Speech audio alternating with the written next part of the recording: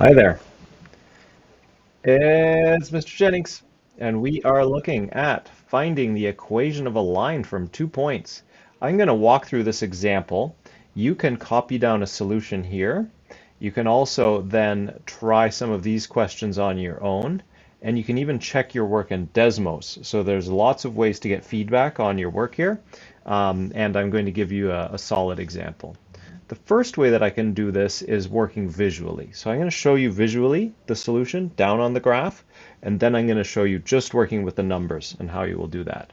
Our goal is to find the y equals mx plus b, to find the equation that joins these 2 points. So that is writing the equation. So we're going to write down some equation, then we're going to graph the line, and note these examples get spicier as we flow down the page. So, first step, I've got minus 7, minus 3. So I'm going to put that down there. Minus 7, minus 3. So let's go minus 7, minus 3 is right there. And then minus 1, 3 is this other point. And it's over here, minus 1, 3. So get your x's and your y's correct. There's our 2 points. All right. Working visually, I can join those with a straight line. And I notice that this line is probably going to cross the y-axis around the number 4. That's my prediction. And I'm going to try and draw this out to the edges of my graph. Okay. Now, to analyze this, I want to remind you of what we're looking for. We're looking for y equals mx plus b. So we need to find m, the slope, and we need to find b, the y-intercept. So working on a graph, I can now analyze this triangle that joins these 2 points. And it's a right triangle, so I want to draw the triangle that just goes along x lines and y lines and has a right angle in it. And then I can see this one here goes from minus 7 in the x to minus 1. So the change in x is plus 6.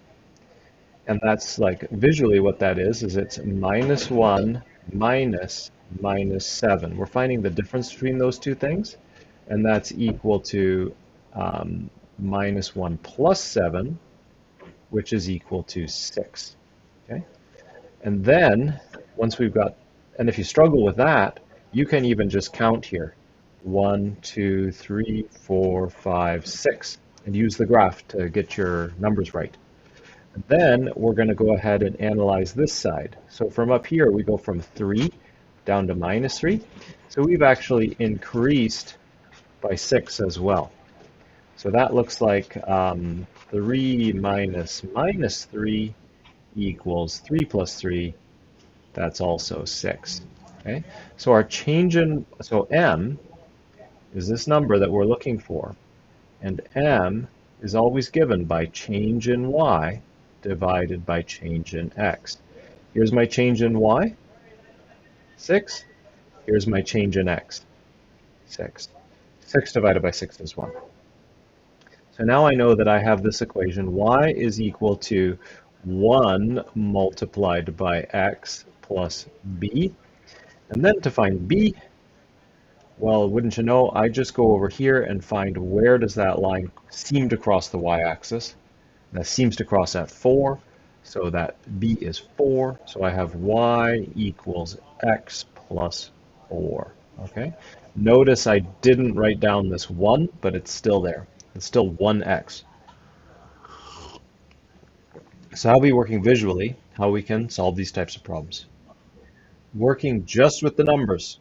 You want to use visual to check your algebra work, but eventually you want to develop the algebra skills to handle more challenging problems and bigger problems. Like you would not want to do this problem visually.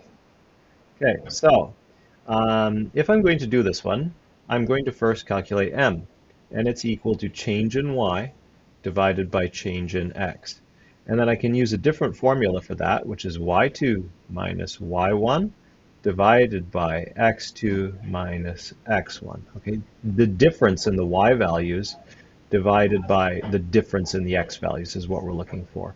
And I'm going to call this one x1, x2, and this one y1, y2 to get these numbers into my formula.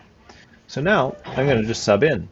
y2 is 3, and y1 is minus 3. So we have 3 minus minus 3, okay, divided by, oh, jeez. Okay, I had an error.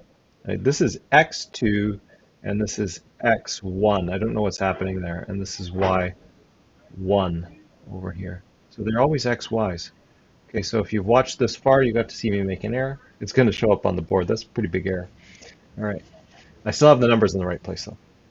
Now I look for x2 and x1. So here's x2 is negative 1, and I'm going to subtract x1, which is minus 7. I'm going to simplify this fraction a little bit. 3 minus minus 3 is the same thing as 3 plus 3. Subtracting a negative is adding a positive. Negative 1 minus minus 7 is negative 1 plus 7 by the same token. And then we have 6 on top and 7 minus 1 on the bottom, which is just 6 over 6, which is the number 1. We get to the same place that we got to visually. Shows us that our graph was really good. All right, so now we know that our equation looks like y equals 1x plus b, but now we need to calculate what b is rather than just see it visually. So to calculate it, we can take either one of these points, and I'm going to choose this one here, okay, to substitute in. The y is 3 in that point, so I'm going to say when y is 3, we have x equaling negative 1. Okay, and then I'm just going to fill in the rest of the equation to show you where I substituted. Okay, so that's negative 1 plus b. Okay, now I got 3 equals and minus 1 plus b. So to solve that equation, and just highlight, all I've done is substitute in for x, substitute in for y. That's where I got those numbers. And yes, I could have used that one as well. It still will give me the correct answer. So here, to solve this one, I'm just going to add 1 to both sides. That's the opposite of minus 1, is add 1. So I'm going to do that. So then I get 3 plus 1 is 4 equals b, and that's the value that I'm looking for. So final thing that I'm going to do is triumphantly write down the equation. Y is equal to x plus 4, circle it, put an arrow beside it. That is done. And then I'm going to graph the line below, and hey, great work. So another thing that we can do is absolutely check your work in Desmos. So I can go over here to Desmos, and I can type in the equation that I found, x plus 4. There we go. And then I can check these points. So I just typed them in the way that I showed you, minus 7, comma, minus 3. That was on the line. All right, and then a new one, minus 1, comma, 3. Boop, that's also on the line. So I can check it in Desmos to make sure that I have the correct answer. That's a great tool to support your practice. All right, any questions about this, grab me in class or hit me up by email. Thanks very much, everyone, for showing up for your math learning.